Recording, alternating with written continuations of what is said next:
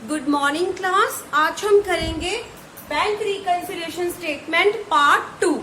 Part 1 में मैंने आपको इसका मीनिंग करवाया था, इसके रीजंस एंड कॉजेस बताए थे। बैंक रिकंसिलिएशन में जब कैश बुक और पासबुक आपका बैलेंस है वो मैच नहीं करता तो आप बैंक रिकंसिलिएशन कैसे करोगे, और उसका फॉर्मेट था balance as per cash book. आज हम इस चैप्टर को आगे करेंगे। अब आगे मैं आपको वैसे फॉर्मेट से स्टार्ट करवाऊंगी। हमने बैंक रिकंसिलिएशन में क्या करना है, कैश बुक एंड पासबुक उसके जो बैलेंस मिसमैच होता है ड्यू टू वेरियस रीजंस थे जिसके कारण होता है, या कुछ कॉजेज जो मैंने आपको बताए थे जिसके कारण बैलेंस इक्वल नहीं होता ईयर के लास्ट में जब चेक होता है। कैश बुक का बैंक कॉलम एंड पासबुक जो बैंक इशू करती है, इन दोनों के बैलेंसेस देखने हैं हमने। अब यहाँ पे हम करेंगे जो balance as per cash book है, उसमें मैंने आपको स्टेटमेंट बताई थी, उसमें यहाँ पे आप मेंशन करोगे जो कॉजेज हैं वो आप लिखोगे। यहाँ प्लस माइनस मेथड, 2 मेथड्स थे, एक तो प्लस माइनस मेथड है, सेकंड है यहाँ डिटेल और यहाँ पे उसका टोटल। डिटेल और टोटल वाला मेथड इसीलिए कहा जाता है स्टूडेंट्स को कि ना करो, क्योंकि उसमें जब आप balance as per cash book करते हो तो डिटेल आपने कर ली, ऐड कर लिया, माइनस कर दिया जो आइटम्स माइनस होगी। फिर जो उसका ऑपोजिट है यानी कि balance as per cash book unfavourable credit balance, उसमें आपको जो ऐड किया उसको माइनस करना पड़ता है और जो माइनस किया उनको प्लस करना पड़ता है। फिर पासबुक में फिर वही आपको लर्न करना पड़ेगा, कैश बुक का ऑपोजिट।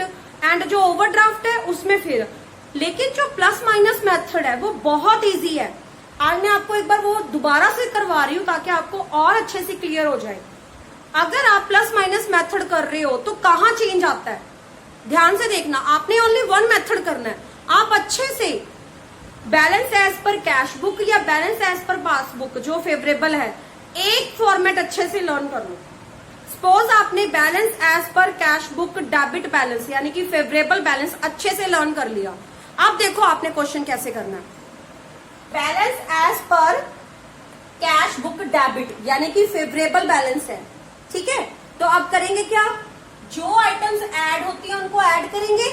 अब सपोज आपका जो बैलेंस था वो 50,000 था, तो हमने प्लस वाली साइड 50,000 लिख दिया। अब जो आइटम्स इसमें ऐड होंगी उसमें ऐड करते जाएंगे, जो माइनस होगी उसमें माइनस करते जाएंगे। क्लियर। अब इसका ऑपोजिट क्या हुआ, credit unfavourable balance, balance as per cash book यानी कि ओवरड्राफ्ट और अनफेवरेबल। अब चेंज देखो कहां पे आएगा क्लास, ध्यान से देखना। जो प्लस वाली आइटम्स है, ठीक है, प्लस वाली साइड लिखा था ना हमने 50,000। अब क्या करेंगे, ये 50,000 प्लस वाली साइड है तो यहाँ पे 50,000 माइनस वाली साइड लिख देंगे। प्लस वाली साइड था, कौन सी साइड लिख दिया, माइनस वाली। अब देखो ध्यान से, जो आइटम प्लस हो रही है यहाँ पे प्लस ही होंगी और जो माइनस हो रही है वो माइनस ही होंगी। चेंज कहाँ पे आया, जो balance as per cash book था आपका प्लस लिखा था जब फेवरेबल था, लेकिन जब अनफेवरेबल होगा तो आप उसको माइनस साइड लिखोगे। दैट्स इट, बस इतना सा चेंज है। इजी हो गया ना। एक ही मेथड लर्न किया आपने, कौन सा किया, format balance as per cash book. अब आपने उसकी लिस्ट में बस प्लस माइनस कौन सी होती है आपने वो देखनी है, ठीक है। बस यहाँ पे आपने क्या किया, 50,000 था आपका, यहाँ प्लस साइड लिखा, लेकिन जब आपका अनफेवरेबल बैलेंस है तो आप उसको कौन सी साइड लिखोगे, क्रेडिट साइड। क्लियर। अब आ गया method balance as per passbook. अब आपने कैश बुक याद कर रखा है, आपको पता है कौन सी आइटम प्लस होती है कौन सी माइनस होती है। अब पासबुक उसको ऑपोजिट कर दो। क्या करना है, जो आइटम यहाँ पे प्लस हुई है उनको आप कर दो माइनस, और जो आइटम माइनस हुई है उनको कर दो प्लस। अब इसका उल्टा करना, balance as per cash book debit और बैलेंस एज पर क्रेडिट में सेम एंट्रीज रहेंगी आपकी प्लस माइनस की। फर्क क्या होगा, जो बैलेंस होगा ऊपर दिया हुआ उसको प्लस साइड लिखोगे, यहाँ माइनस साइड। लेकिन यहाँ पे balance as per passbook credit होता है ना फेवरेबल, तो आप 20,000 प्लस करोगे, प्लस वाली साइड लिखोगे। अब जो आइटम कैश बुक में प्लस हुई है, ऊपर जो प्लस हुई है वो यहाँ पे माइनस होंगी, जो आइटम यहाँ पे माइनस हुई है वो यहाँ पे प्लस होंगी, बस इतना सा फर्क है। अब इसका जो ऑपोजिट है ओवरड्राफ्ट आ गया, तो जैसे यहाँ पे हमने ओनली जो बैलेंस दिया था उसको ही हमने प्लस माइनस साइड लिखा, बाकी सेम रहा। इस क्वेश्चन में भी प्लस वाली आइटम माइनस वाली आइटम सेम रहेंगी, इसमें कोई चेंज नहीं होगा। चेंज कहाँ पे होगा, जो 20,000 बैलेंस दिया हुआ है शुरू में कि balance as per passbook credit आपको इतना है, वो यहाँ प्लस साइड है और ओवरड्राफ्ट में कौन सी साइड लिखोगे, माइनस साइड। बस क्लास ये फर्क है और बहुत इजी होते हैं पेपर में, और इसमें मार्क्स भी अच्छे से आते हैं आपके, क्योंकि देखो आपने क्वेश्चन में ये balance as per cash book दिया, आपने लिख दिया, आप प्लस वाली आइटम को प्लस कर दिया, माइनस वाली माइनस। सपोज करो आपका ये गलत हो गया तो आपको उसका हाफ मार्क्स कटा। सपोज 6 मार्क्स में क्वेश्चन आया, 6 एंट्रीज है, ठीक है, आपने 6 की 6 अच्छे से डाल ली तो आपके 6 मार्क्स पक्के हैं। अगर आपने 6 में से 3 डाली है तो 3, लेकिन अगर आप डिटेल वाला करते हो उसमें पहले आप सारे इकट्ठा ऐड करते हो तो जो उसका टोटल आता है उसमें मार्क्स मिलेंगे आपको, लेकिन इसके कंपैरिजन कम होंगे। मार्क्स आपको उसमें भी मिलेंगे क्योंकि आपने जिसको प्लस करना था वो कंसीडर होगा आपका, जिसको प्लस करना है जिसको माइनस करना है वो कंसीडर होगा। बट वहां पे आपको इस मेथड को लर्न करना मुश्किल हो जाता है कि अगर balance as per cash book है तो क्या होगी entry, balance as per passbook है तो क्या एंट्री होगी, ओवरड्राफ्ट है तो क्या होगी। लेकिन यहाँ पे तो सिंपल है format, cash book as per balance as per cash book debit है तो प्लस में लिख के सारी प्लस माइनस हो जाएगी। यहाँ पे सेम प्लस माइनस होंगी, बस फर्क आएगा सिर्फ बैलेंस जो प्लस में लिखा है वहां ओवरड्राफ्ट में माइनस में आएगा। फिर इसका ऑपोजिट, ये ऑपोजिट होता है balance as per cash book का, तो ये आप यहाँ पे करोगे 20,000, फिर उसमें ऐड कर दोगे, जो आइटम्स यहाँ पे ऐड होती हैं उसको माइनस करते हैं, जो माइनस होती है उसको प्लस करते हैं। तो ये आपका फॉर्मेट है, मैं आपको सेंड करूंगी आज ग्रुप में, वो फॉर्मेट दोनों है आपके, ये यानी कि balance as per cash book debit और क्रेडिट, यानी कि फेवरेबल और अनफेवरेबल दोनों होंगे, और balance as per passbook debit और क्रेडिट प्लस माइनस मेथड, वो फॉर्मेट मैं आपको सेंड करूंगी ग्रुप में। आप अच्छे से उसको देख के अपने रजिस्टर पे उसको नोट कर लेना, जो आपका क्लास रजिस्टर लगा हुआ है वहां आप उसको नोट करके ओनली वन परफॉर्मा लर्न कर लो फॉर्मेट, चाहे तो आप balance as per cash book learn कर लो, चाहे आप balance as per passbook learn कर लो। एंड नंबर 2, आपने इस चैप्टर की जितनी एग्जाम्पल्स आपकी बुक में दी हैं, ओनली एग्जाम्पल्स, आपने वो ओनली एग्जाम्पल्स ही करनी है, एक्स्ट्रा आपने कुछ नहीं करना। बैक एक्सरसाइज का मैं आपको होमवर्क नहीं दे रही हूँ, ओनली एग्जाम्पल्स करनी है आपको। और कौन से मेथड से करनी है, प्लस एंड माइनस मेथड। अब इसमें कुछ एंट्रीज ऐसी हैं जो मैंने आपको और समझानी है, मैं अभी आपको करवाती हूँ। अब कुछ टिपिकल इसमें एंट्रीज आ जाती हैं जिसको आपको पता नहीं चलता कि आप उसको कैसे करोगे। देखो सिंपल आ गया, check deposited but not yet collected, या चेक इश्यूड, ठीक है, या आपको आ गया कि dividend collected by bank directly, या इंटरेस्ट चार्ज्ड बाय बैंक, या customer paid into bank directly, आप जो आपको वो कॉजेज बताए थे पर्टिकुलर्स, उसमें आपको सिंपल क्वेश्चन आया, आपको पता चल जाएगा कैसे करना है। अब प्रॉब्लम कहाँ पे आती है, कुछ ये टिपिकल टाइप है जहां पे प्रॉब्लम आती है, स्टूडेंट्स अमाउंट कौन सी लें, किस अमाउंट से वो प्लस या माइनस करें। अब जब आपने फॉर्मेट अच्छे से कर लिया, आपको पता तो चल जाएगा कि ये आइटम्स को प्लस करना है, ये को माइनस करना है। जैसे इस क्वेश्चन में balance as per cash book debit लिया है, कितने का है 8,250, तो दैट मीन्स प्लस साइड आएगा, ये आपका।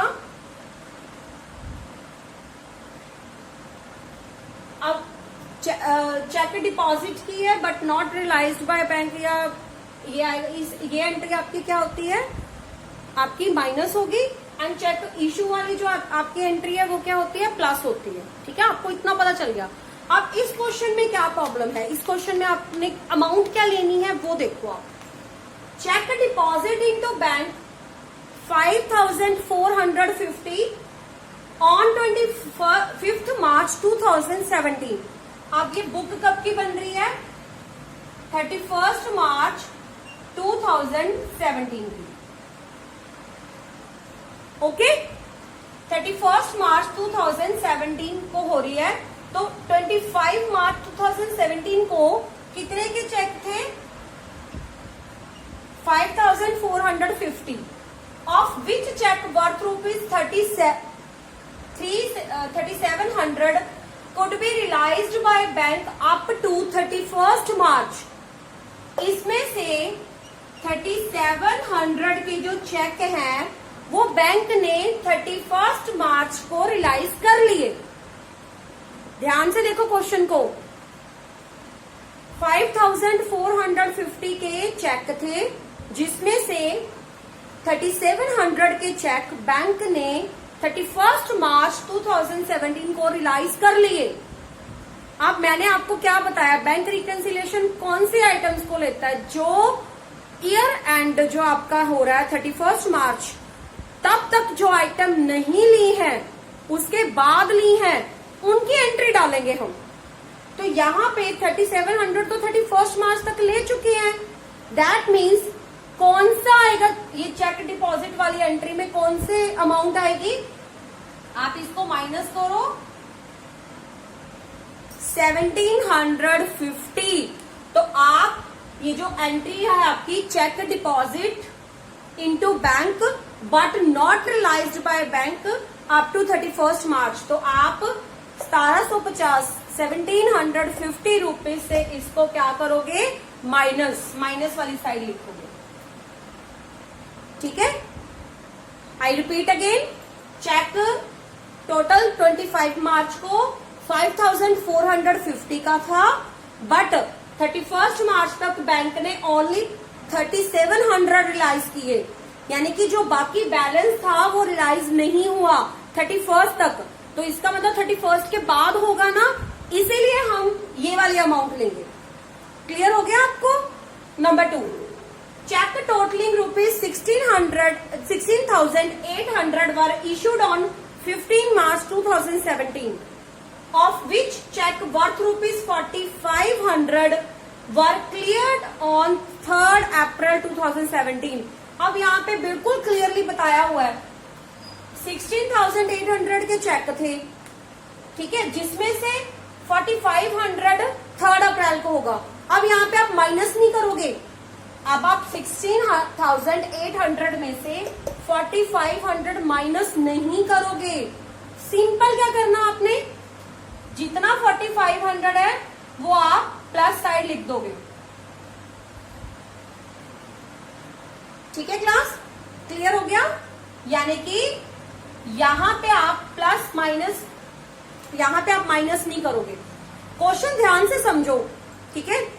अगर आपका ईयर एंड 31st मार्च को है, दैट मीन्स जो चेक 31st मार्च तक आपके क्लियर हो गए, आपने वो नहीं लेने, क्योंकि उसकी एंट्री बैंक की पासबुक और आपकी कैश बुक में हो चुकी है।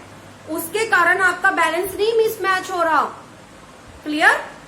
जो चेक आपके 31st मार्च के बाद क्लियर हो रहे हैं, अगर डेट बताई है तो जैसे यहाँ पे डेट बताई थी 4500 3rd अप्रैल को क्लियर हो रहा है, हमें पता है हम ओनली 3500 ले लेंगे, ठीक है। लेकिन यहाँ पे क्या था, डेट बताई थी हमें कि 5450 के चेक है, बट 31st मार्च को ओनली 3700 क्लियर हो रही हैं। दैट मीन्स 31st मार्च तक 3700 की एंट्री हम डाल चुके हैं, कैश बुक में भी एंड पासबुक में भी। तो दैट मीन्स जो इसका बैलेंस है 1750, ये हमने अभी तक नहीं डाला, जिसके कारण ये मिसमैच हो रहा है। तो अब हम डाल देंगे इसको, ठीक है। ये इस तरह के आपको जो क्वेश्चन आएंगे जहां पे डेट मेंशन होती है कि इतने टोटल चेक हैं, इसमें से इतने चेक आपके क्लियर हो रहे हैं, इतने इस डेट को होंगे। जो ये वर्ड लिखा हो कि जिस डेट अगर 31st मार्च के बाद की है या ईयर एंडेड बताया होता है, जैसे किसी क्वेश्चन में बताया होगा 30th जून है ईयर एंडेड, तो 30th जून से पहले पहले जो चेक दिए हैं वो आप नहीं लोगे। 30th जून के बाद अगर बताया कि ये चेक इस डेट को क्लियर हो रहा है या इस डेट को डिपॉजिट हो रहा है, इस डेट को इश्यू हो रहा है, वो आप लोगे, ठीक है। तो ये टिपिकल टाइप है। सेम वहीं पे आ गया क्लास, अगर आपको इसका फॉर्मेट लर्न होगा, balance as per cash book में डेबिट साइड बैलेंस हो तो कौन सी आइटम को प्लस करेंगे और कौन सी आइटम को माइनस करेंगे। ठीक है, अगर ये आपको पता है तो फिर आपको क्वेश्चन कुछ मुश्किल नहीं है, क्योंकि आपको क्वेश्चन में बताया होता है क्लियर कट कि क्या करना है। जैसे फॉर एग्जांपल क्वेश्चन है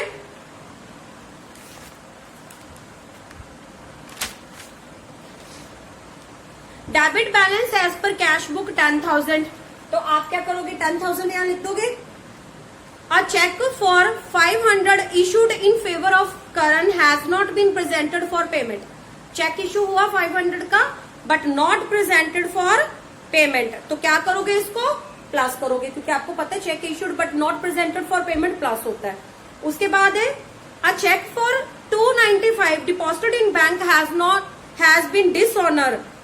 एक चेक था डिपॉजिट हुआ बट डिसऑनर हो गया, और आपको पता है जो डिसऑनर होते हैं उसको क्या करते हो आप माइनस, तो यहां इस साइड माइनस वाली साइड लिख दोगे उसको। उसके बाद है a sum of 800 deposit in the bank has been credited as 80। अब इस तरह के भी आएंगे आपको क्वेश्चन, रॉन्ग हो गया, 800 का था 80 लिखा गया, 800 था 80 लिखा गया, तो अब आप इसमें क्या करोगे।